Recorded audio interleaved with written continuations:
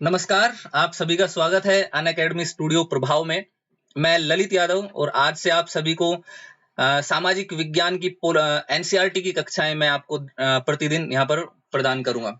तो आप समझिए, सबसे पहले लोक सेवा की जो तैयारी करते हैं तो उसकी जो बुनियाद है, जो उसकी नींव है, वो एनसीईआरटी ही होती है। और जिस प्रकार एक अच्छे भवन, एक मजबूत भवन की पहचान, उसकी मजबूती जो टिकी रहती है एक अच्छी नींव के ऊपर, वो नींव लोक सेवा के लिए आपको एनसीईआरटी के माध्यम से मिलेगी। तो इसी तरीके से हम प्रतिदिन अब से क्लास छठी से एनसीईआरटी की कक्षाएं शुरू करेंगे सामाजिक विज्ञान की, और 12वीं तक की सभी एनसीईआरटी की सभी पाठ का हम संक्षिप्त विवरण आपको यहाँ पर देंगे। तो चलिए, आज का लाइव सेशन जहां पर हम विविधता की समझ के बारे में बात करेंगे, वो प्रारंभ करने से पहले थोड़ा मैं अपने बारे में आप सबको थोड़ा सा परिचय आपको दे देता हूँ। मेरा नाम ललित यादव है और मैंने मास्टर्स किया है, एमए किया है लोक प्रशासन से, साथ ही मैंने दूसरा एमए किया है राजनीति विज्ञान से। मैंने बीएड भी किया हुआ है। मैंने एमफिल किया है लोक प्रशासन से, और जिसमें मुझे गोल्ड मेडल मिला था, यानी कि मैं अपनी यूनिवर्सिटी में प्रथम स्थान पर रहा था। साथ ही मैंने पीएचडी की है लोक प्रशासन से ही, एमडीयू से। मेरा नेट क्वालिफाई है लोक प्रशासन एवं राजनीति विज्ञान दोनों ही विषयों में। सीटेट भी मेरा क्वालिफाइड है। पिछले 2 वर्षों में मेरी 4 किताबें पब्लिश हो चुकी हैं और पिछले 4 साल से मैं टीचिंग का कार्य कर रहा हूं। मेरे विशेषज्ञ जो विषय हैं उनके बारे में हम बात कर लेते हैं। तो राजनीति विज्ञान ऑप्शनल वैकल्पिक विषय में पढ़ाता हूं, साथ ही लोक प्रशासन वैकल्पिक विषय भी मैं पढ़ाता हूं। जीएस में सामान्य अध्ययन में मैं भारतीय समाज, आंतरिक सुरक्षा, आपदा प्रबंधन, अंतरराष्ट्रीय संबंध एवं करंट अफेयर्स, इन सभी की कक्षाएं मैं लेता हूं। तो चलिए, आपको अनअकैडमी प्लस कोर्स के बारे में थोड़ा सा मैं आपको बताना चाहूंगा कि अनअकैडमी ने आप सभी छात्र छात्राओं को एक सुनहरा मौका दिया है कि आप घर पर बैठकर, अपने घर पर, अपने ऑफिस में, जहां पर भी आपको सुविधा लगे, वहीं से ही पूरी यूपीएससी की कोचिंग आप प्राप्त कर सकते हैं। और भारत के सबसे बड़े बड़े टॉप एजुकेटर्स, जो बड़ी बड़ी संस्थान में, बड़े बड़े कोचिंगों में, और यहाँ तक कि जो खुद लोक सेवा में सदस्य रहे हैं और वहां से सेवा छोड़कर वो आपको पढ़ाई कराने के लिए यहाँ पर आए हैं, तो ऐसे 77 से भी अधिक आपको ऐसे शिक्षक इस प्लेटफॉर्म पर मिलेंगे। जैसे कि आप स्क्रीन पर देख पा रहे होंगे, तो मृणाल सर और रोमन सैनी सर, ये बहुत जाने माने नाम है आईएएस की फील्ड में। तो लोक सेवा आयोग, इन्हीं के जैसे आपको और भी बहुत सारे एजुकेटर्स यहाँ पर मिलेंगे। मैं भी यहाँ पर पढ़ाता हूँ और मेरे साथ अन्य भी बहुत सारे लोग अनअकैडमी प्लस के ऊपर पढ़ाते हैं। अब देखिए, मैं थोड़ा सा आपको फायदा बताना चाहूंगा कि अनअकैडमी प्लस ऑफलाइन कोचिंग से आपको कैसे बेटर रहेगा। अगर आप ऑफलाइन कोचिंग की बात करें, जब भी जहां पर आप ऑफलाइन कोचिंग में अगर जाते हैं, तो ऑफलाइन कोचिंग में आपको एक चीज देखने को मिलेगा कि आप एडमिशन लेंगे किसी भी कोचिंग में, अगर खराब से खराब भी कोचिंग में आप एडमिशन लेंगे, तो वहां पर भी आपको 1.5 से 2 लाख रुपए की आपको फीस देनी पड़ेगी। 1.5 से 2 लाख आपको जीएस प्लस ऑप्शनल दोनों को मिलाकर के आपको फीस देनी पड़ेगी। उसके साथ कई बार होता क्या है कि हो सकता है कि आप किसी छोटे शहर में रहते हो या गांव में रहते हो, तो ऐसे में आपको अपना शहर, अपना गांव छोड़कर बड़े शहर में जाना पड़ता है। जैसे कि दिल्ली, अधिकतर अभ्यर्थी दिल्ली जैसे बड़े शहर में आते हैं, तो यहाँ पर आते हैं तो यहाँ पर उनका रहना सहना, खाना पीना, वो सब भी अगर आप यहाँ पर जोड़ लो तो लगभग वर्ष में 3 लाख उनका वहां पर भी खर्च हो जाता है। तो यानी कि कुल मिलाकर 1 साल की कोचिंग में वो लगभग उनका खर्च होता है टोटल 5 लाख के करीब। अब सोचिए, भारत में मध्यम वर्ग और निम्न मध्यम वर्ग के परिवार अधिक संख्या में रहते हैं, तो जिनकी पूरी वार्षिक आय ही 5 लाख नहीं है, तो वो कैसे अपने बच्चों को, कैसे अपने सगे संबंधियों को दिल्ली जैसे बड़े शहर में शिक्षा लेने के लिए भेज सकते हैं। तो ऐसे में अनअकैडमी प्लस एक ऐसा प्लेटफॉर्म है जिसने आपको बहुत मदद प्रदान कर रही है, बहुत एक सुनहरा अवसर आपको प्रदान किया है। कैसे, वो मैं आपको बताता हूं। यहाँ पर पूरे 1 साल की जीएस का कोर्स, साथ में वैकल्पिक विषय, प्लस में टेस्ट सीरीज, यानी कि हर तरीके का कोर्स जो लोक सेवा के लिए जरूरी है, वो 1 साल की फीस सिर्फ और सिर्फ आपको मिलेगी 40,000 रुपए में। आप यहाँ पर देखिए स्क्रीन में, 12 महीने का कोर्स सिर्फ और सिर्फ 40,000 में मिलेगा, जो कि ऑफलाइन कोर्स में अगर आप आएंगे तो आपको 4 से 5 लाख रुपए 1 साल के खर्च करने पड़ेंगे। अगर इसमें भी आप मेरा कोड यहाँ पर यूज करते हैं LY लाइव, जो यहाँ पर आपको स्क्रीन पर दिख रहा होगा, LY लाइव, अगर ये यूज करेंगे तो आपको 10% का इंस्टेंट डिस्काउंट वहां पर मिल जाएगा, और 10% के डिस्काउंट के साथ आपकी फीस रह जाएगी 36,000। यानी कि सिविल सेवा की कम संपूर्ण कोचिंग सिर्फ और सिर्फ 36,000 में अनअकैडमी प्लस आपको प्रदान कर रहा है। इससे सुनहरा अवसर आपको कहीं पर भी नहीं मिलने वाला। अब खाली 1 साल का ही कोर्स नहीं है, जो अभ्यर्थी, जो छात्र छात्राएं 2021, 22 या 23 के लिए अगर वो तैयारी कर रहे हैं, तो इन 3 वर्षों के लिए जो तैयारी कर रहे हैं, और जो हाल फिलहाल में 12वीं पास कर कर कॉलेज में, ग्रेजुएशन में जिन्होंने एडमिशन लिया है और जिनका सपना है कि वो आईएएस बने, और वो 2 या 3 साल के बाद एलिजिबल होंगे आईएएस का एग्जाम देने के लिए, तो उनके लिए अनअकैडमी ने एक विशेष तौर पर एक स्पेशल कोर्स डिजाइन किया है, जो कि 24 महीने का कोर्स है। यहाँ पर आप स्क्रीन पर देखिए, और इसकी फीस और भी कम हो जाती है, 64,000, मात्र 64,000 रुपए में आप 2 साल का कोर्स यहाँ पर कर सकते हैं। अगर इसमें भी आप यहाँ पर देखिए स्क्रीन में, मेरा कोड जो आप यूज करेंगे LY Live, अगर इस कोड को आप यूज करते हैं, इसका प्रयोग करते हैं सब्सक्रिप्शन के समय, तो आपकी कुल फीस हो जाएगी सिर्फ और सिर्फ 57,600 रुपए। इसमें भी आपको 10% का डिस्काउंट मिलेगा अगर आप LY Live कोर्स, मेरा जो कोड है उसको आप उसमें प्रयोग करते हैं। तो देखिए दोस्तों, पूरे 2 साल की कोचिंग आपको घर बैठकर सिर्फ आपके मोबाइल या लैपटॉप के सहारे इंटरनेट के माध्यम से आपको सिर्फ और सिर्फ 57,000 रुपए में आपको पूरी कोचिंग मिल जाएगी, और वो भी भारत के टॉप मोस्ट एजुकेटर्स जिनको आप बड़ी बड़ी कोचिंग्स में पढ़ाते हुए देखते हैं। तो इससे अच्छा, इससे सुनहरा मौका मेरे को नहीं लगता कि आपको मिलेगा। तो मैं आप सबसे यही चीज मैं आपको बताना चाहूंगा कि आप जाइए जल्दी से और अनअकैडमी प्लस कोर्स को सब्सक्राइब कीजिए। वहां पर देखिए मेरे जैसे बहुत सारे एजुकेटर्स, वहां पर आपको क्लास मिलेंगी, आप डेमो क्लास आप यूट्यूब पे आप देख सकते हैं। और अनअकैडमी प्लस उसमें ज्वाइन करने के लिए LY Live अगर आप डालेंगे तो 10% का डिस्काउंट आपको और मिलेगा। तो चलिए आज की कक्षा प्रारंभ करते हैं। आज की कक्षा प्रारंभ, ये सिस्टम मैं आपको बताता हूँ। आपको यूट्यूब प्ले स्टोर के ऊपर अनअकैडमी का लर्नर्स ऐप आपको डाउनलोड करना पड़ेगा, और जब लर्नर्स ऐप आप डाउनलोड करेंगे तो वहां पर गेट सब्सक्रिप्शन का ये ऑप्शन आएगा। ये जब यहाँ पर आप क्लिक करेंगे तो यहाँ पर आपको फीस दिखाई जाएगी कि कौन से कितने महीने का कोर्स आप ज्वाइन करना चाहते हैं। तो आप 1 साल का या 2 साल का कोर्स, कोई भी कोर्स चुन सकते हैं, और इनको चुनने के बाद आपको यहाँ पर ऑप्शन मिलेगा, एक विकल्प मिलेगा कोड डालने का, और यहाँ पर आप मेरा कोड डालिएगा LY Live। जैसे ही आप मेरा कोड डालेंगे LY Live, और अगर आपने 1 साल का कोर्स चुना है तो LY Live डालने के बाद वो 40,000 की जो फीस है 1 साल की, वो घटकर आपको हो जाएगी सिर्फ और सिर्फ 36,000। यानी कि सिर्फ 36,000 रुपए में आपको पूरे 1 साल की पूरी की पूरी लोक सेवा की कोचिंग आपको मिलेगी। चलिए आज का टॉपिक हम प्रारंभ करते हैं, शुरू करते हैं पहले प्रश्न से। विविधता की समझ। देखिए एनसीईआरटी की कक्षा 6 की एनसीईआरटी सामाजिक विज्ञान की, और उसका पहला पाठ है विविधता की समझ। अब इस पाठ को शुरू करने से पहले मैं आपको कुछ चीजें मैं आपको बताना चाहता हूं। आपको सबसे पहले ये चीज, क्या आपने कभी अपने दिमाग में ही आया है कि भारत में, भारत का संविधान और भारत की उद्देशिका प्रस्तावना, जब ये दोनों चीजें आप देखते हैं तो उसमें आपको 2 शब्द मिलेंगे, एक समानता, और समानता के साथ आपको मिलेगा धर्मनिरपेक्षता। धर्मनिरपेक्षता,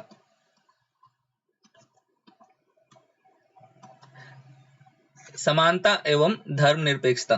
तो अब आपने कभी भी, अगर आपने आपने सोचा हो तो आप ये चीज सोचेंगे कि ये धर्मनिरपेक्षता आया कैसे, क्या कारण था कि धर्मनिरपेक्षता को यहां पर अपनाया गया, कि भारत में धर्मनिरपेक्षता और समानता को संविधान में शामिल करने का कारण क्या था। तो ऐसे में यूपीएससी मान लो आपसे प्रारंभिक परीक्षा का एक प्रश्न पूछ ले, मैं आपको यहाँ पर एक प्रश्न दे देता हूं। जैसे प्रश्न में वो आपसे पूछ लेंगे कि भारतीय संविधान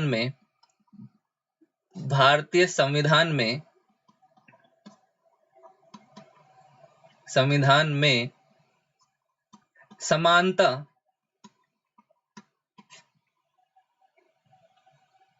व धर्मनिरपेक्षता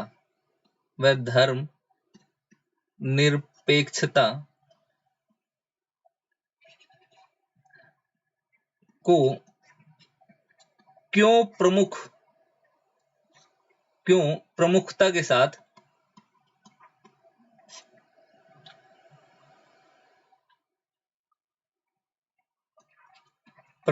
साथ शामिल किया गया।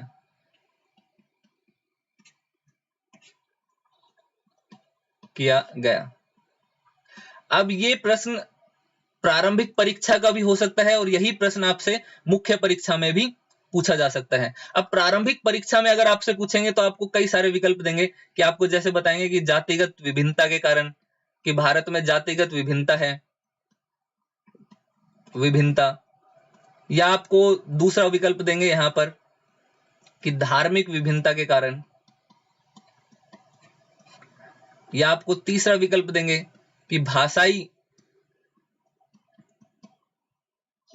विभिन्नता के कारण, या आपको एक अंतिम विकल्प दिया जाएगा, एक और विकल्प 4, और उसमें लिखा जाएगा विविधता के कारण, विविधता के कारण। तो प्रारंभिक परीक्षा एवं मुख्य परीक्षा दोनों में आपको यहां से सवाल आपको मिल सकते हैं।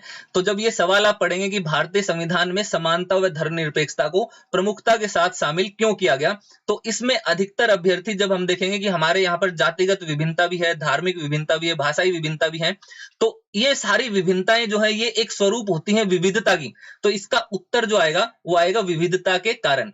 अब ये कैसे होगा इसको हम आगे अब पढ़ेंगे, क्लास हमारी कक्षा में हम जानेंगे। देखिए कुछ इसके साथ एक दो प्रश्न और भी आपके सामने उठेंगे कि विविधता या अनेकता हमारे जीवन को किस तरह से बेहतर बनाती है। यानी कि जब आपको पता है कि भारत में लोगों की सोचने की क्षमता अलग है, अलग अलग तरीके से वो सोचते हैं, अलग अलग तरीके की उनकी भाषाएं आती है, जैसे हिंदी कोई बोलेगा, कोई पंजाबी बोलेगा, कोई अंग्रेजी बोलेगा, कोई उर्दू बोलेगा, साथ ही अलग अलग धर्म, हिंदू, मुस्लिम, सिख, ईसाई, जैन, बौद्ध, ये सभी प्रकार के धर्म भारत में पाए जाते हैं। इसके साथ ही अलग अलग आयु वर्ग के लोग यहाँ पर हैं, साथ ही जेंडर अलग अलग महिला, पुरुष एवं ट्रांसजेंडर्स यहाँ पर भारत में आप देखने को मिलेंगे। इसके साथ ही अलग अलग प्रकार के वो कार्य भी करते हैं, अलग अलग प्रजातियों के लोग, अलग अलग संस्कृति के लोग भारत में देखने को मिलेंगे। तो जब भारत में इतना सारा अलगाव है तो ये जो विभिन्नता है, ये जो विविधता है, ये विविधता हमारे जीवन को किस तरह से बेहतर बनाती है। दूसरा प्रश्न ये उठता है कि भारत में इतनी विविधता आई कहां से, भारत इतनी विविधता वाला देश बना कहां से। तो इसके लिए हम थोड़ा सा पीछे जाएंगे और ये समझेंगे कि क्या चीज होती है विविधता। देखिए जो लोग होते हैं, लोग एक दूसरे से कई मामलों में भिन्न होते हैं। वे न केवल अलग दिखते हैं बल्कि अलग अलग क्षेत्रों से भी आते हैं। ये चीज भी ध्यान रखना है कि लोग ना केवल अलग दिखते हैं बल्कि अलग अलग क्षेत्रों से वो आते भी हैं। वो कारण क्या है, वो कारण हम अब आगे जानेंगे। आपने देखा होगा कि आप जहां पर रहते हैं या जहां पर आप पढ़ते हैं, जिस कॉलेज में, जिस स्कूल में आपने पढ़ते हैं, तो वहां पर आपने देखा होगा कि आपके सहपाठी जो हैं वो विभिन्न प्रकार का खाना खाते हैं, अलग अलग प्रकार के त्योहार मनाते हैं और भिन्न भिन्न धर्मों का वो पालन करते हैं। तो आपने क्या कभी सोचा है कि ये सारी चीजें क्यों इस तरीके से अपनाई जाती हैं और इन विभिन्नताओं के कारण क्या है। तो इन सभी विभिन्नताओं के कारण हम कह सकते हैं कि इन विभिन्नताओं के कारण ही भारत में विविधता है। अब इसका उदाहरण के साथ समझते हैं कि ये विविधता भारत के समाज में किस प्रकार भूमिका अदा करती है। देखिए जो विविधता है वो सकारात्मक और नकारात्मक दोनों उसके प्रभाव पड़ते हैं भारतीय समाज पर। तो हम जाति प्रथा के आधार पर आपको ये समझाएंगे कि विविधता भारतीय समाज में किस प्रकार प्रमुखता से रोल अदा कर, अपनी भूमिका अदा करती है। तो देखिए यहाँ पर स्क्रीन पर आप देख पा रहे होंगे, तो देखिए कि जाति व्यवस्था विविधता का एक उदाहरण है। इस व्यवस्था में समाज को अलग अलग समूहों में बांटा गया है। ये चीज आपको ध्यान रखने की जरूरत है कि जातिगत व्यवस्था में समाज में लोगों को अलग अलग समूहों में बांटा जाता है और ये जातिगत व्यवस्था केवल किसी एक धर्म तक सीमित नहीं है। सभी धर्मों में आपको जाति के आधार पर, लगभग सभी धर्म में आपको जातिगत आधार पर बंटवारा देखने को या विभाजन आपको देखने को मिलेगा।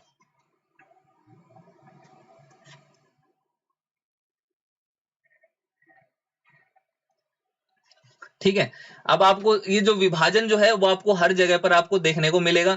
अब आप इस जो हिंदू धर्म में जो जाति प्रथा चलती आ रही है उसके बारे में हम बात करते हैं। स्क्रीन पर आप देख पा रहे होंगे कि इस जो ये बंटवारा किया गया था, ये बंटवारे का आधार था कि लोग किस किस तरह का कार्य करते हैं। यानी कि बंटवारे का आधार जो जातिगत आधार पर भारत में लोगों को बांटा गया, उनका मुख्य आधार था कि वो किस तरीके से कार्य करते हैं। जैसे हिंदू धर्म में अगर हम बात करें, भारत की प्राचीन परंपरा से जो चलते आ रहे हैं, तो भारत में बांटे गए थे चार भागों में।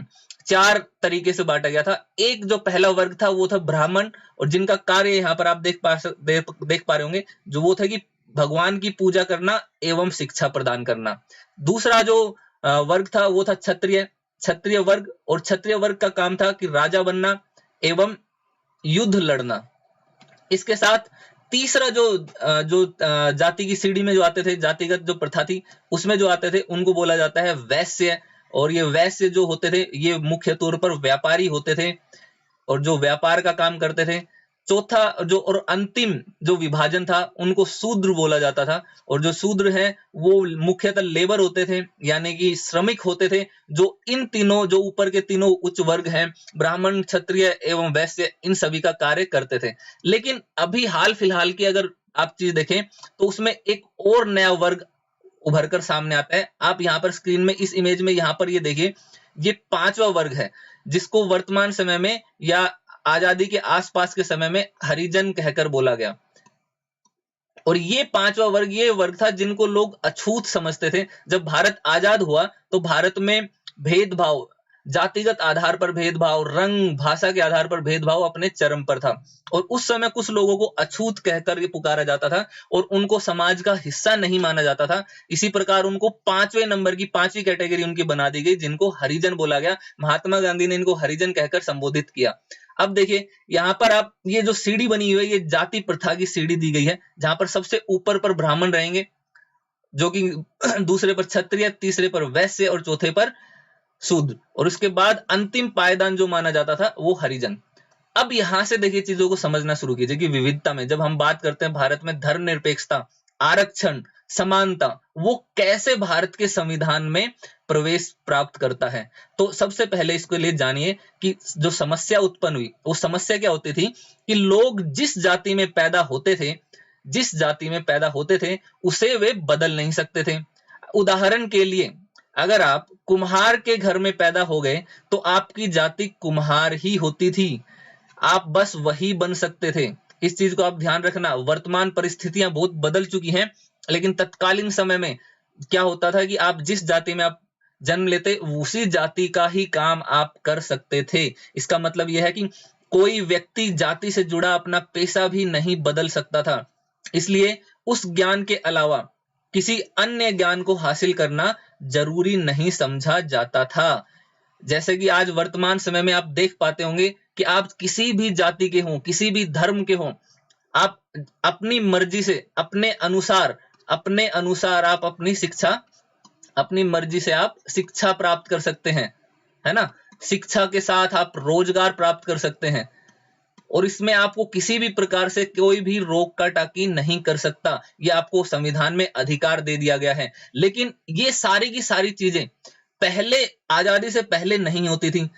ये विविधता के कारण जो समस्याएं उत्पन्न हुई थी, इन सब समस्याओं को दूर करने के लिए भारत के संविधान में धर्मनिरपेक्षता, समानता का अधिकार, स्वतंत्रता का अधिकार, जिनके पीछे मूल जो परंपराएं, जो गहराई वाली बात है वो यही है कि भारत में जो विविधता थी उन विविधता को स्थान देने के लिए भारत में धर्मनिरपेक्षता और समानता के अधिकार को अपनाया गया। तो प्राचीन समय में जब आप अगर किसी एक जिस जाति में आप पैदा हो जाते और वो जाति जो काम करती थी वही काम आपको करना पड़ता था, चाहे आपकी मर्जी हो या ना हो। लेकिन वर्तमान समय में आप अपनी मर्जी का काम करने के लिए स्वतंत्र हैं, अपनी मर्जी की शिक्षा पाने के लिए आप स्वतंत्र हैं। लेकिन प्राचीन समय में ऐसा, आजादी से पहले ऐसा नहीं होता था।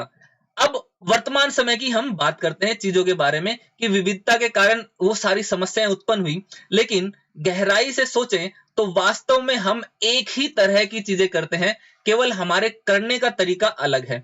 इस चीज में बहुत गहरा और बहुत ही यथार्थ छुपा हुआ है। आप ये इमेज देखिए सबसे पहले, और ये पिक्चर यहाँ पर, ये जो फोटो है इसमें आप देख पा रहे होंगे कि एक चाय की दुकान है और उस चाय की दुकान के सामने चार अलग अलग धर्म के लोग चाय की चुस्कियां लेते हुए आपस में बातचीत कर रहे हैं। यहाँ पे हिंदू भी हैं, मुस्लिम भी हैं, सिख भी हैं और ईसाई भी हैं।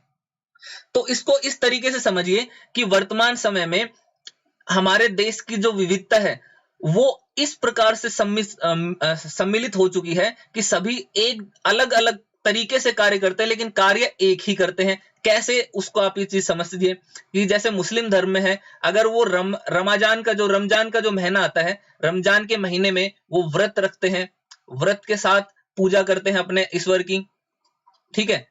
अब ऐसे ही अगर आप हिंदू धर्म की बात करें तो हिंदू धर्म में भी नवरात्रे आते हैं, है ना। और जब नवरात्रे आते हैं तो नवरात्रों में वो क्या करते हैं, वो भी व्रत रखते हैं और साथ में वो भी पूजा करते हैं अपने अपने ईश्वर की, अपने अपने अल्लाह की। अब देखो दोनों चीजें कर एक ही रहे हैं, बस तरीका इनका अलग हो गया, इनका नाम इनका अलग हो गया, लेकिन अगर गहराई से जाने तो कर तो वही रहे हैं, अपने ईश्वर की पूजा कर रहे हैं और व्रत रख के उनको खुश करने की कोशिश कर रहे हैं। तो ये विविधताओं में क्या हुआ कि विविधता के कारण अलग अलग चीजें हम करते जरूर हैं, लेकिन उनका तरीका अलग अलग है चीज एक ही। ये चीज आपको समझने की जरूरत है। जैसे कि रमजान में सब लोग व्रत रखते हैं, ऐसे ही नवरात्रों में भी लोग व्रत रखते हैं, खाली तरीका अलग हो जाता है। तो ऐसे ही ये चाय की दुकान पर भी आपने देखा होगा, कभी आपने अपने दोस्तों के साथ कभी चाय की दुकान पर गए होंगे तो आपको जानने में आप ये देख पाएंगे कि कई लोग चाय की चुस्कियां लेकर चाय पीना पसंद करते हैं, कई लोग कटोरी में चाय लेना पसंद करते हैं, कई लोग कुल्हड़ की चाय लेना पसंद करते हैं, लेकिन अंतिम रूप से अगर आप देखें तो पी वो सभी चाय ही रहे हैं, यानी कि काम एक ही कर रहे हैं, बस उनका तरीका बदल गया है। और ये सारी विविधता के कारण ही यहां पर आपको देखने को मिलेगा कि वो जिस पृष्ठभूमि से, जिस जाति, जिस भाषा, जिस धर्म से वो संबंधित है, उन्हीं के कारण उनमें कुछ बदलाव आपको देखने को मिलेंगे। अब ये बदलाव हुए क्यों, तो इसके लिए थोड़ा सा हमें इतिहास में जाना पड़ेगा, और इतिहास में जाएंगे तो हम जानेंगे कि करीब 200-225 वर्ष पहले जब रेल और हवाई जहाज, बस और कार हमारे जीवन का हिस्सा नहीं थे, तब भी संसार के लोग एक भाग से दूसरे भाग की यात्रा करते थे। यानी कि जैसे कि आप वर्तमान समय में आपको हवाई जहाज, रेल, बस और कार की सुविधाएं मिली हैं, यातायात के साधन मिले हुए हैं, जिन साधनों का प्रयोग करके आप एक स्थान से दूसरे स्थान पर जाते हैं, यात्रा करते हैं। ऐसे ही पुरानी समय में भी लोग एक स्थान से दूसरे स्थान की यात्रा करते थे, बस उनका साधन अलग हो जाता था। अधिकतर लोग या तो पैदल यात्रा करते थे या जानवरों के साथ, जानवरों जैसे कि ऊंट, घोड़े, इनका सहारा लेकर वो यात्रा करते थे, ठीक है। या पानी का जहाज, उस समय पुराने समय में पानी का जहाज ये यात्रा के लिए बहुत महत्वपूर्ण साधन होता था, पानी का जहाज। अब वो यात्रा क्यों करते थे, इस चीज को समझिए। देखिए, जब उनको व्यापार करना होता था किसी एक क्षेत्र के व्यक्ति को कहीं अन्य जगह पर जाकर, तो उसके लिए यात्रा करना जरूरी था, इसलिए वो व्यापार के लिए यात्रा करते। कुछ लोग जो है वो खेती बाड़ी की तलाश में या नई जमीन की तलाश में दूसरे स्थान पर जाते और वहां पर यात्रा करते। कई बार क्या होता है कि आपके जैसे भारत में आपने सुना होगा कि भारत में सूखा और अकाल बहुत पड़ता है, तो प्राचीन समय से ही ये समस्याएं भारत के साथ रही है, अन्य देशों में भी ये समस्याएं रही हैं। तो ऐसे में जिन क्षेत्रों में सूखा और अकाल पड़ता है, तो वहां के लोग भी अपना स्थान छोड़कर और वो पलायन करते थे और दूसरे जगह की यात्रा करते थे, जहां पर उनको पानी मिल सके, जहां पर उनको अच्छे संसाधन मिल सके। कुछ लोग काम की तलाश में भी एक स्थान से दूसरे स्थान की यात्रा करते थे। और आप एक और कारण देखेंगे तो युद्ध, प्राचीन समय में युद्ध बहुत अधिक लड़े जाते थे, और जब युद्ध लड़ते थे तो क्या होते थे कि एक बड़ी संख्या में सैनिक एक स्थान से दूसरे स्थान की तरफ वो यात्रा करते थे। तो इस चीज को ध्यान से समझना कि सभी लोगों ने एक स्थान से दूसरे स्थान पर यात्रा करना प्रारंभ किया। अब जब वो यात्रा करते तो क्या होता, तो इस चीज को समझिए कि लोग जब नई जगह में बसना शुरू करते थे तो उनके रहन सहन में थोड़ा सा बदलाव आ जाता था, है ना। जब वो यात्रा करते तो जो जगह उनको पसंद आती, जो उनको सुटेबल जगह लगती, उस जगह पर वो रहना प्रारंभ कर देते। और ऐसे में वहीं के जो स्थानीय लोग थे, उन्हीं स्थानीय लोगों के साथ घुल मिलकर जो वो रहते, तो कुछ चीजें वो उनकी अपना लेते, कुछ चीजें उनकी जो परंपरागत रूप से चली आ रही हैं वो उसी में रहते। जैसे कि इसको आप इस तरीके से समझिए कि कुछ चीजें वे नई जगह की अपना लेते थे और कुछ चीजों में वो पुराने ढर्रे पर ही चलते रहते थे। अब इस तरह उनकी भाषा, भोजन, संगीत, धर्म आदि में नए और पुराने का मिश्रण रहता था। इस चीज को आप ध्यान रखना है कि नया और पुराना दोनों का ही मिश्रण देखने को मिलता था। भारत में कोई भी धर्म अगर आप लेंगे, कोई भी जाति अगर आप लेंगे, कोई भी भाषा अगर आप लेंगे, तो उन सभी के अंदर आपको विभिन्न विभिन्न भाषाओं के, विभिन्न विभिन्न धर्मों के गुण आपको देखने को मिलेंगे। यानी कि मिश्रित संस्कृति आपको यहाँ पर देखने को मिलेगी। वो विविधता इसी कारण ही उत्पन्न हुई। तो इसके कारण हम कह सकते हैं कि उनकी संस्कृति और नई जगह की संस्कृति में आदान प्रदान होता और धीरे धीरे एक मिश्रित यानी कि मिली जुली संस्कृति उभरती। तो भारत में जब आप बात करते हैं संस्कृति की, तो भारत में सभी धर्मों, सभी भाषाओं, सभी प्रजातियों के लोगों के मिश्रण से अनेक मिली जुली प्रकार की संस्कृतियां उभरी हैं। इसको आप यहां से देखिए, इस उदाहरण से देखिए कि लोग जब एक स्थान से दूसरे स्थान पर यात्रा करते, एक स्थान से दूसरे स्थान पर जाकर बसते, तो वो वहां के स्थानीय लोगों के साथ वैवाहिक संबंध भी बनाते थे, वैवाहिक संबंध भी बनाते थे। और जब उनके साथ वैवाहिक संबंध बनाते तो क्या होता है कि वहां की कुछ चीजों को उनको अपनाना पड़ता और कुछ परंपरागत चीजों को वो अपने साथ रखते। तो ऐसे में उन दोनों संस्कृतियों का मिलाप हो जाता और एक मिश्रित प्रकार की संस्कृति का उदय होता, जिसका सबसे बड़ा उदाहरण अगर आप देखेंगे तो नेपाल में मधेसी, आपने नेपाल में मधेसी लोगों के बारे में सुना होगा, जो कि नेपाल और भारतीय लोगों के वंशज हैं, है ना। तो इसी प्रकार से यहाँ पर भी संस्कृतियों का मिश्रण होता। साथ ही जब हम भाषा के बारे में बात करते हैं, तो आप कोई सी भी भाषा ले लीजिए, आप कोंकणी, मराठी, पंजाबी, हिंदी, अगर आप ध्यान से इन सभी भाषाओं के बारे में जानेंगे तो आप देखेंगे कि इन सभी भाषाओं में, हर भाषा में किसी ना किसी दूसरी भाषा से लिए गए कुछ शब्दों का प्रयोग किया जाता है। आप हिंदी माध्यम के छात्र छात्राएं हैं, तो आप हिंदी माध्यम में भी जब आपस में विचार विमर्श या बातचीत करते हैं, तो आप देखेंगे कि आप सिर्फ और सिर्फ हिंदी माध्यम के ही शब्दों को, सिर्फ हिंदी भाषा के शब्दों का ही प्रयोग नहीं करते, बल्कि आप उसमें उर्दू, अरबी, फारसी, अंग्रेजी शब्दों का भी प्रयोग करते हैं, जो कि ये दिखाता है कि भारत में विविधता और विविधता के कारण मिश्रित संस्कृति का जो उपज हुआ, मिश्रित संस्कृति जो पैदा हुई, उसका प्रभाव आप सभी पर है। तो इस तरीके के जाति प्रथा की एक बात होगी, तो उसके अलावा हम देखेंगे तो कुछ और भी कारण होते हैं कि भारत में अलग अलग प्रकार के लोग, अलग अलग प्रकार की प्रजातियां, भाषाएं आधार पर लोग पाए जाते हैं, जिसका प्रमुख आधार कारण है भौगोलिक परिस्थितियां। अलग अलग तरह की भौगोलिक स्थितियों में भी विविधता उत्पन्न होती है। तो इसके लिए उदाहरण के माध्यम से हम समझेंगे कि उदाहरण के लिए समुद्र के पास रहने वाले और पहाड़ी इलाकों में रहने वाले, समुद्र के पास और पहाड़ी इलाकों में रहने में बड़ा फर्क है। न केवल वहां के लोगों के कपड़ों और खान पान में की आदतों में फर्क होगा, बल्कि जिस तरह का काम वे करेंगे वे भी अलग रहेंगे। इसके लिए आपको दो उदाहरण मैं आपको अभी दूंगा कि उन दोनों उदाहरणों के माध्यम से आप समझेंगे कि समुद्र के पास रहने वाले लोगों में किस प्रकार से विविधता उत्पन्न होती है और पहाड़ी क्षेत्रों में रहने वाले लोगों में किस प्रकार विविधता उत्पन्न होती है, और वहां के कपड़े, खान पान, वहां की रहने सहने की आदतों में किस प्रकार का बदलाव आता है। तो इसके लिए हम दो उदाहरण लेंगे। आइए भारत के दो भागों लद्दाख और केरल, तो लद्दाख और केरल के उदाहरण से के जरिए यह समझने की कोशिश करें कि किसी क्षेत्र की विविधता पर उसके ऐतिहासिक और भौगोलिक कारकों का क्या प्रभाव पड़ता है। लद्दाख, लद्दाख जम्मू और कश्मीर के पूर्वी हिस्से में पहाड़ियों में बसा एक रेगिस्तानी इलाका है। ये इमेज आप यहां पर देख पा रहे होंगे, ये इमेज आप देखिए, ये सारी जो पहाड़ियां हैं, ये जो घाटियां हैं, ये सब लद्दाख की विशेषताएं हैं। तो अब इसको इस तरीके से समझिए कि यहाँ पर बहुत ही कम खेती संभव है। यहाँ पर खेती बहुत कम होती है, क्योंकि इसका कारण क्या है इस चीज को जानिए। क्योंकि इस क्षेत्र में बारिश बिल्कुल नहीं होती है। इस चीज को आपको फोकस करना है कि लद्दाख में बारिश बिल्कुल भी नहीं होती है, और यह इलाका हर वर्ष काफी लंबे समय तक बर्फ से ढका रहता है। तो आपने आपकी ट्रैवलिंग डेस्टिनेशन, कई बार आपने सुना होगा, ट्रैवल करने के टूरिस्ट लोग यहाँ पर बहुत जाते हैं। क्यों? क्योंकि यहाँ बर्फ का इलाका है, बर्फ से ढका रहता है, सुंदर वादियां हैं, पहाड़ियां हैं, वो देखने में वो नजारा अच्छा लगता है। अब इस क्षेत्र में बहुत ही कम पेड़ उग पाते हैं, यानी कि यहाँ पर आप देखेंगे तो पेड़ भी अधिक नहीं है, बहुत कम प्रकार पेड़ हैं।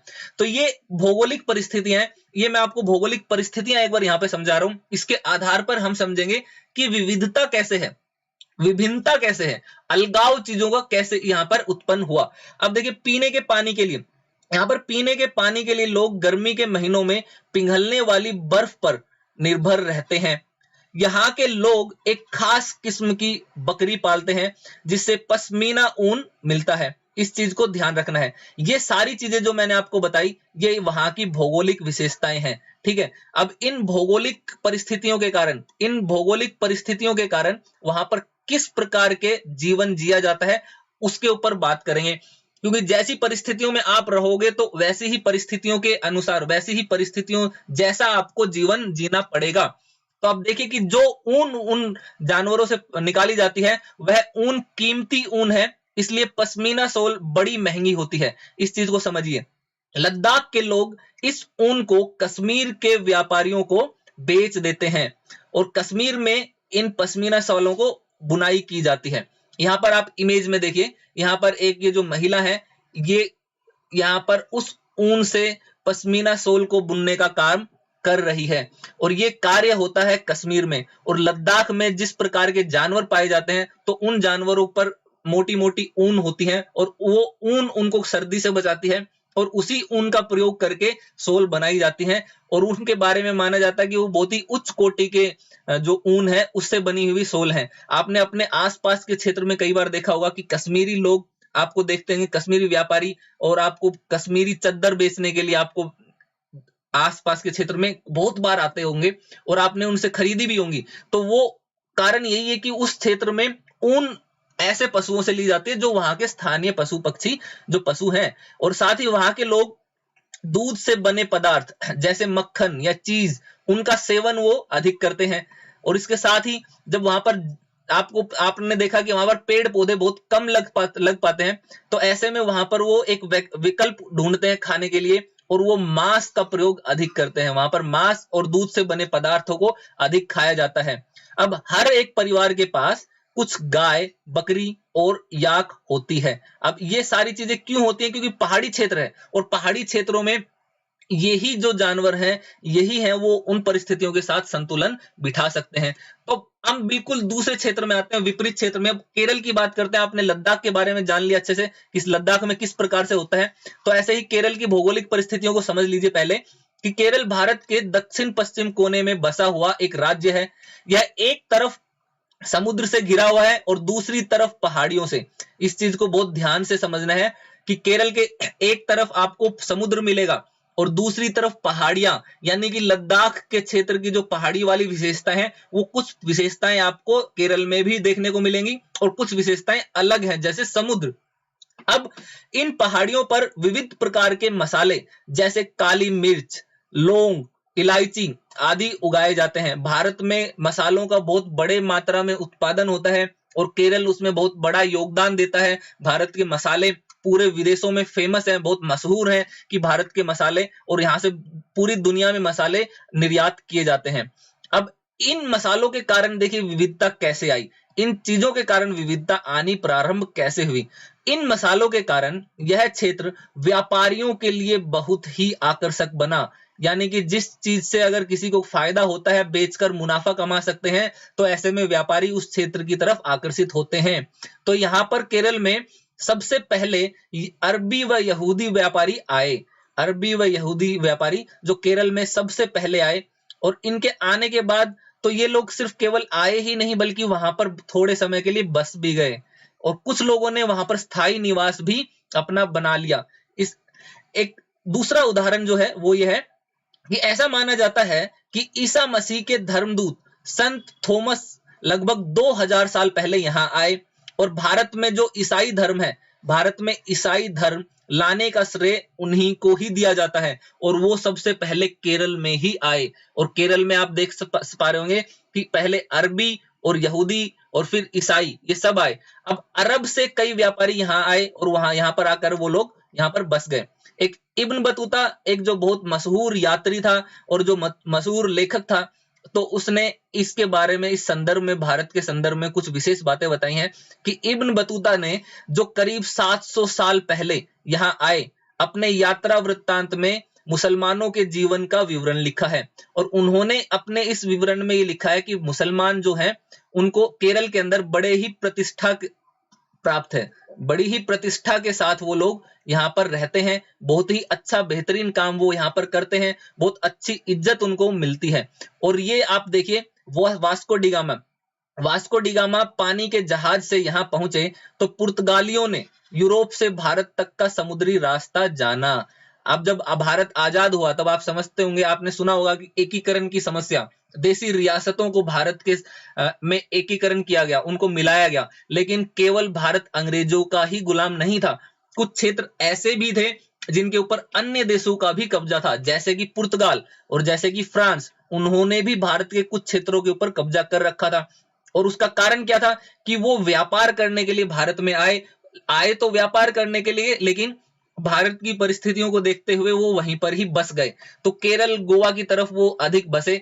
ये आप इमेज में देखिए, इस प्रकार की नावें केरल में प्रयोग की जाती हैं और इसी प्रकार की नावों ने का प्रयोग करके पुर्तगाली लोग यूरोप से भारत तक पहुंचे। अब इस चीज को ध्यान से समझिएगा, इन सभी ऐतिहासिक प्रभावों के कारण केरल के लोग विभिन्न धर्मों का पालन करते हैं। यानी कि केरल में किसी एक धर्म का पालन नहीं किया जाता, वहां पर अलग अलग धर्मों का पालन किया जाता है, जिनमें यहूदी, इस्लाम, ईसाई, सिख एवं बौद्ध धर्म, ये देखिए ये पांचों धर्म वहां पर शामिल है। आप जब केरल में जाएंगे तो आपको सभी प्रकार के, सभी धर्म के लोग वहां पर आपको देखने को मिलेंगे। जिसका कारण क्या था, ये विविधता वहां पर क्यों आई, इतनी विविधता, इतनी विभिन्नताएं क्यों आई, क्योंकि उसकी भौगोलिक परिस्थितियों ने यूरोपीय व्यापारियों को आकर्षित किया और यूरोपियन व्यापारी और अरबी व्यापारी वहां पर आकर रहने लगे, बस गए, और उससे क्या हुआ कि अलग अलग प्रकार के धर्मों का भी वहां पर उदय हुआ। अब खाली यही लोग नहीं आए, चीन के व्यापारी भी केरल आए। देखिए चीन के व्यापारी जो है लद्दाख भी गए और चीन के व्यापारी केरल भी आए, है ना। तब यहाँ पर मछली पकड़ने के जो जाल इस्तेमाल किए जाते हैं वो चीनी जालों से हूबहू मिलते हैं। ये इमेज जो आप देखेंगे यहाँ पर, ये फोटो देख रहे हैं, ये मछली पकड़ने वाले जालों की एक फोटो है जो केरल में मछली पकड़ने के लिए मछुआरे लोग प्रयोग करते हैं।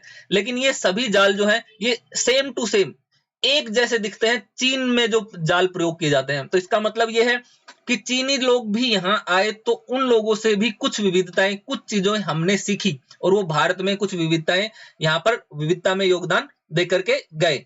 अब देखिए केरल की उपजाऊ जमीन और जलवायु चावल की खेती के लिए, इस चीज को ध्यान दीजिए कि केरल की उपजाऊ जमीन और जलवायु चावल की खेती के लिए बहुत उपयुक्त है और यहाँ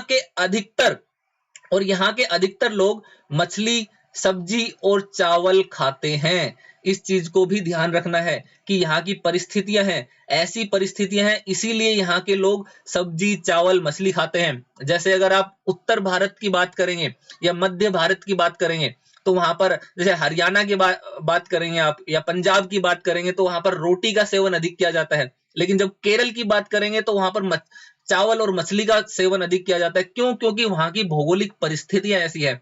तो विविधता जो है भारत में, विविधता में भौगोलिक परिस्थितियां हैं वो बहुत ही महत्वपूर्ण भूमिका निभाती हैं। भौगोलिक परिस्थितियां, अब इनकी तुलना करके आपको ये चीज समझ में आएगी कि किस प्रकार से हम तुलना कर सकते हैं। जहां केरल और लद्दाख की भौगोलिक स्थितियां एक दूसरे से बिल्कुल अलग हैं, वहीं हम यह भी देखते हैं कि दोनों क्षेत्रों के इतिहास में एक ही प्रकार के सांस्कृतिक प्रभाव हैं। इस चीज को समझिए इस तरीके से कि केरल और लद्दाख दोनों ही क्षेत्रों में अलग अलग प्रकार की भौगोलिक परिस्थितियां हैं, लेकिन अलग अलग प्रकार की भौगोलिक परिस्थितियां होने के कारण भी दोनों ही क्षेत्रों में वहां पर लगभग एक ही प्रकार का सांस्कृतिक प्रभाव देखने को मिलता है। क्योंकि कुछ व्यापारी लद्दाख भी गए थे और वही व्यापारी केरल में भी व्यापार करने के लिए आए। अब इस चीज को समझिए कि दोनों ही क्षेत्रों को चीन और अरब से आने वाले व्यापारियों ने प्रभावित किया। यानी कि चीन और अरब से जो व्यापारी आते थे वो लद्दाख भी गए और वो केरल भी गए और उन्होंने इनको यहाँ पर प्रभावित किया। जहां केरल की भौगोलिक स्थिति ने मसालों की खेती संभव बनाई, वहीं लद्दाख की विशेष भौगोलिक स्थिति ने ऊन ने व्यापारी को अपनी तरफ खींचा। यानी कि केरल ने मसालों के कारण और लद्दाख की ऊन, इनके कारण व्यापारी वहां पर खींचे चले आए और वहां पर वो लोग रहे। अब इस तरह यह पता चलता है कि किसी भी क्षेत्र के सांस्कृतिक जीवन का उसके इतिहास, और भूगोल से प्राय गहरा रिश्ता है। तो ये क्लास आप ऐसे ना समझिए कि सिर्फ पॉलिटी की क्लास है, पॉलिटी की एनसीईआरटी पढ़ रहे हैं। आपको सारी चीजों को एक साथ जोड़कर आना चाहिए, जोड़कर आपको समझना होगा। तो ये चीज यहाँ पर भी देखिएगा कि किसी भी देश के अगर किसी भी क्षेत्र का अगर सांस्कृतिक जीवन को जानेंगे तो उसका गहरा, उसका रिश्ता जो सामने आएगा उसके भूगोल और इतिहास के साथ मिलकर आएगा। अब भारत में बात करते हैं। जब इस प्रकार से अलग अलग यात्री, अलग अलग लोग जब भारत में आए तो भारत में भी अलग अलग भाषा, अलग अलग धर्म के लोग बसने लगे और अलग अलग प्रकार की संस्कृतियां यहाँ पर उत्पन्न होने लगी। लेकिन अब इनके कारण कुछ चीजें अच्छी भी हुई, जैसे कि भारत की विविधता या अनेकता को उसकी ताकत का स्रोत माना जाता है। इसके लिए आप नीचे दिए गए उदाहरण को समझिए कि जब अंग्रेजों का भारत पर राज था तो विभिन्न धर्म, भाषा और क्षेत्र की महिला और पुरुषों ने अंग्रेजों के खिलाफ मिलकर लड़ाई लड़ी थी। इस चीज को आप समझिए कि जब हमने हमारा स्वतंत्रता संग्राम लड़ा था, जब 1947 में जब भारत आजाद हुआ था, तो उस समय किसी एक धर्म, किसी एक जाति, एक प्रजाति या एक भाषा या एक लिंग के लोगों ने वो संघर्ष नहीं किया, वो पूरे भारत का संघर्ष था। और उस पूरे भारत के संघर्ष में सभी धर्म, सभी जाति, सभी प्रजाति और सभी लिंग के व्यक्तियों ने वहां पर योगदान दिया। इसीलिए ही हम सफलता भी प्राप्त कर पाए और अंग्रेजों को भारत छोड़कर जाना पड़ा और हमें आजादी प्राप्त हुई। तो इसको इस तरीके से समझिए कि भारत के स्वतंत्रता संग्राम में अलग अलग परिवेशों के लोग शामिल थे। उन्होंने एकजुट होकर, देखिए अलग अलग उन्होंने मोर्चा नहीं खोला, बल्कि एकजुट होकर उन्होंने कार्य किया। उन्होंने एकजुट होकर आंदोलन किया, वे जेल गए और अंग्रेजों का अलग अलग तरीके से विरोध किया। यानी कि अंतिम स्वरूप में उन्होंने सब ने ही अंग्रेजों का विरोध किया, भारत की आजादी के लिए उन्होंने संघर्ष किया। ये पिक्चर आप ध्यान से देखिए, ये इमेज यहाँ पर देखिए, आपको यहाँ पर देखने से आपको समझ में आएगा कि इसमें लिखा हुआ है डाइवर्सिटी आवर स्ट्रेंथ, यानी विविधता ही हमारी मजबूती है, हमारी ताकत है। और इस इमेज के अंदर आप यहाँ पर देख पाएंगे अलग अलग धर्मों के कुछ बिल्डिंगें, इमारतें आपको मिलेंगी और अलग अलग धर्म, भाषा, प्रजाति के लोग यहाँ पर मिलजुल कर रहते हैं। अब ये विविधता थी जब आजादी के समय, तब इस विविधता ने भारत के संविधान में किस प्रकार प्रभाव डाला, किस प्रकार से भारत के संविधान में कुछ महत्वपूर्ण अनुच्छेदों को इसके कारण डाला गया, उसके ऊपर हम चर्चा करेंगे। अब जब अंग्रेजों के साथ सब लोग लड़कर उन्होंने अंग्रेजों को भगाया, तो उस समय अंग्रेजों ने सोचा था कि वे भारत के लोगों में फूट डाल सकते हैं। इस चीज को ध्यान रखिएगा कि वो अंग्रेज सोचते थे कि भारत के लोगों में फूट डाली जा सकती है क्योंकि उनमें काफी विविधताएं हैं और इस तरह उनका राज चलता रहेगा। लेकिन यहाँ पर अंग्रेज मात खा गए, यहाँ पर वो गलती कर गए, धोखे में रह गए। उनको लगा कि भारत में अलग अलग धर्म, जाति, भाषा के लोग रहते हैं तो उनमें कभी एकता नहीं हो सकती। लेकिन देश के नाम पर वो सभी लोग एकत्र होकर खड़े और एकजुट होकर उन्होंने अंग्रेजों के खिलाफ युद्ध लड़ा। मगर लोगों ने यह दिखला दिया कि वे एक दूसरे से चाहे कितने भी भिन्न हो, अंग्रेजों के खिलाफ लड़ी जाने वाली लड़ाई में वे सब एक ही थे। यानी कि जब सब लोगों को यह समझ में आया कि वो अलग अलग ना होकर एक ही देश का हिस्सा हैं, तो विदेशी लोगों को भागना पड़ा। तो इस इमेज में आप देखिए तीनों धर्म, हिंदू, ईसाई, मुस्लिम, ये सभी एक ही हैं। अगर ये एक साथ मिलजुल कर रहते हैं तो किसी भी प्रकार की समस्या उत्पन्न नहीं होगी। जब इन्होंने एकजुटता दिखाई तो अंग्रेजों को भारत छोड़कर जाना पड़ा, है ना। लेकिन कुछ समस्याएं भी थी उस समय और उन समस्याओं के कारण भारत में कुछ दिक्कतें भी उत्पन्न हुई। जैसे कि आजादी के समय आपने देखा होगा, आजादी के समय जब हमें आजादी मिली तब उस समय भारत में नया संविधान बना। भारत में जब संविधान लागू हुआ 1950 में, तो उसमें कुछ प्रावधान किए गए। इन चीजों पर आपको ध्यान देना है। सबसे एक प्रावधान था समानता का, समानता यानी कि सबको बराबरी का हक। दूसरा था धर्मनिरपेक्षता, धर्मनिरपेक्षता।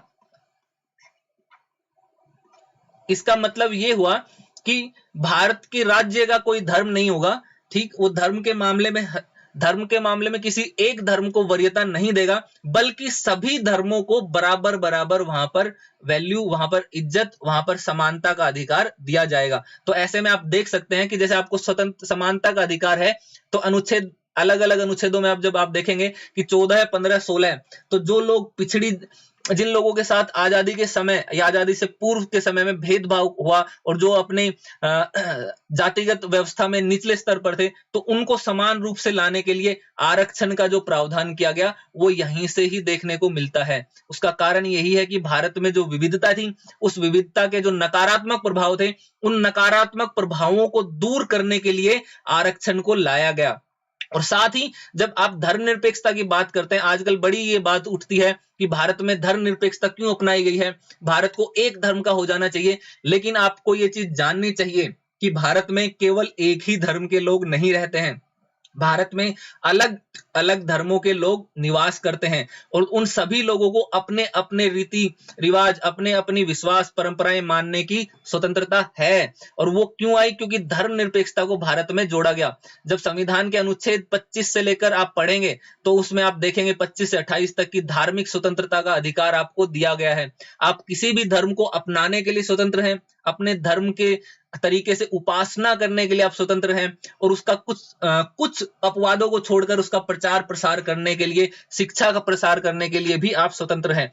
तो ये सारी चीजें क्यों हुई? क्योंकि भारत में विविधता थी और उस विविधता को स्थान देने के लिए यहां पर ये सारी चीजें की गई। यानी कि विविधता जो भारत में थी, उस विविधता को भारत की शक्ति मजबूती बनाने के लिए ये सारे प्रावधान यहां पर किए गए भारतीय संविधान में।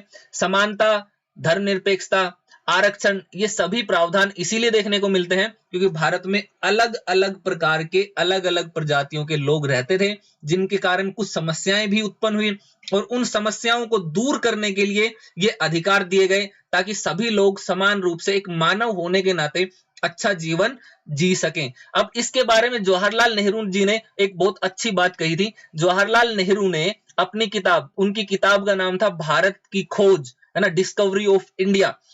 जवाहरलाल नेहरू ने अपनी किताब में लिखा, उसको मैं लिख देता हूं आपको अगर ध्यान नहीं हो तो, भारत की खोज, उसका नाम था भारत की खोज।